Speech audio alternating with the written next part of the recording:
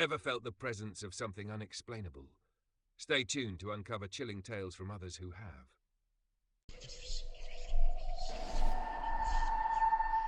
It was just past midnight, the sky was starless and the air carried a biting chill. The factory, abandoned for decades, stood like a towering corpse of metal and brick. Paint peeled off in curled ribbons, rust gnawed at steel beams, and its broken windows resembled vacant eyes staring hollowly into the darkness. There was a strange allure to it, the way the moonlight slipped through cracks and cast long shadows on the crumbling walls. I wasn't the first to feel it. Humanity has always been drawn to forgotten places like these. There's a curious fascination, a magnetic pull in the silence, in the dusty remains of machinery, and in the possibility that something, some spirit, still lingers. I had heard the stories many times before I decided to go in. Tales of odd whispers drifting down empty corridors, distant footsteps echoing through broken hallways, and the faint smell of old sweat and burning metal that could sometimes be caught on the wind. People in town said there were spirits, factory ghosts who never left their stations, trapped in an endless, bitter afterlife. I wanted to see if these rumours had any substance. I wanted to know if somewhere behind those locked doors and rusted gears there were souls still hard at work, decades after the final whistle blew. Years ago, this mill had been the lifeblood of the region. Before automation, it was a bustling hive of human labour. I had read about the tragedy that took place there. An entire wing collapsed one afternoon, crushing dozens of workers. Some said the company pushed too hard, ignored safety standards in the rush to meet quotas. Others whispered about sabotage or a curse left by a disgruntled foreman fired without cause. Whatever the reason, the collapse left broken bodies and broken spirits. After that incident, the factory never regained its footing. It closed soon after, leaving the dead entombed in memory, and some say, still drifting through the wreckage. A few years back, I met a man and he saw one of the ghosts inside. He was a former security guard, hired by the property's owners to keep vandals away. He recalled walking through a corridor lined with abandoned assembly lines. Everything was silent until he heard a creaking sound and turned to see a silhouette at the far end of the hall. It didn't move normally. It sort of hovered and stuttered like a broken film reel. He swore it was a woman, her face contorted, half of it crushed inwards as though caught mid-scream. He said her eyes gleamed in the darkness, and when she reached out an arm, he could hear the soft scrape of something wet and bony dragging across the floor. He abandoned his post that very night, never to return. These stories had circulated for decades, passed around as urban myths at local bars, whispered among schoolchildren daring one another to trespass.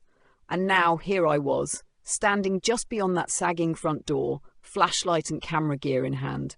I planned to do what others had merely boasted about, gather actual evidence. I brought along audio recorders to capture electronic voice phenomena.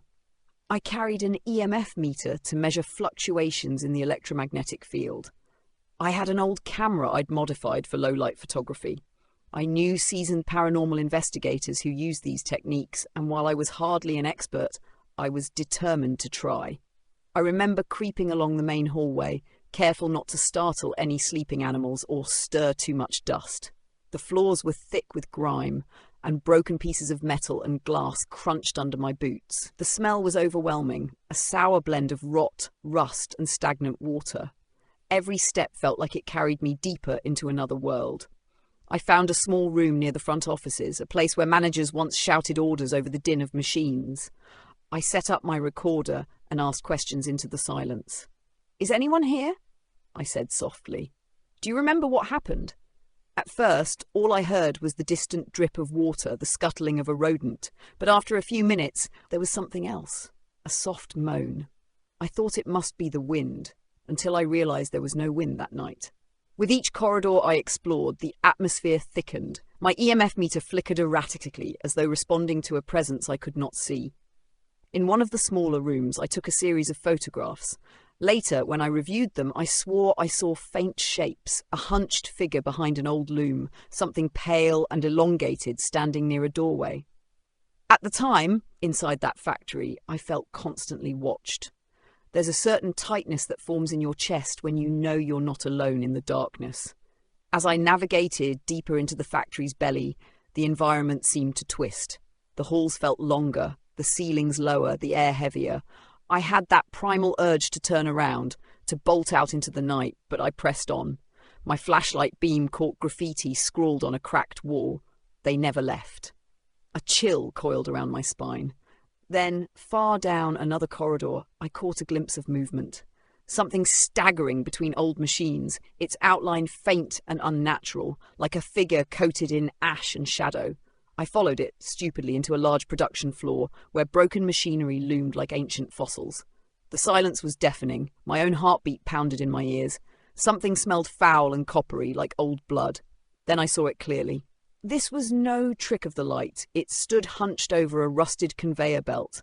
Its skin, if you could call it that, looked ruptured, torn in patches, revealing muscle and sinew that glistened with a black sheen. The face was barely a face, just a swirl of fleshy mess where eyes and mouth should be. Yet it turned toward me, and I felt something like a hollow gaze pierce straight through my chest. Its limbs were elongated, jointed at unnatural angles, and it dragged one twisted arm across the floor, leaving a dark smear behind. As it moved, it made a wet, grinding sound like bone against metal. I stood frozen, too terrified even to lift my camera. Then it opened what I think was a mouth. There was no jaw, just rows of teeth set into malformed flesh. A sound poured out, like metal scraping inside a hollow tube, and I realized it was an attempt at speech or a scream, an echo of whatever final agony had trapped it here. I stumbled backward and nearly fell over a broken gear. That jolted me back into some semblance of sense, and I ran, heart hammering, tears stinging my eyes. I could feel it behind me, feel its presence tugging at my senses, but when I finally dared to look back, it was gone. The encounter left me shaken. Later, reviewing my recordings, I heard strange whispers. When I enhanced the audio, I caught a phrase, still working, over and over. On one of my photos, I saw a blurry white shape near where I'd spotted the... As I left that night, stumbling into the cold air, I couldn't shake the feeling that I'd crossed some boundary. The darkness behind me felt alive, charged with a presence that refused to fade. I still think about what I saw, what I heard, and what it all means. Perhaps I'll never know.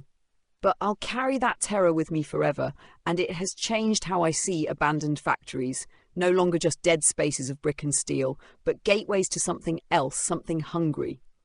If you've ever stood in such a place, felt that chill, or heard that whisper when you thought you were alone, I invite you to share your experiences. The more we speak of them, the more we realize how thin the veil can be. After all, these places once thrummed with life. Now, they resonate with something far stranger, and that something might just be listening. If this chilling tale gave you goosebumps, don't forget to like, subscribe, and turn on notifications for more stories like this. Thank you for tuning in to Ghostly Echoes. Until next time,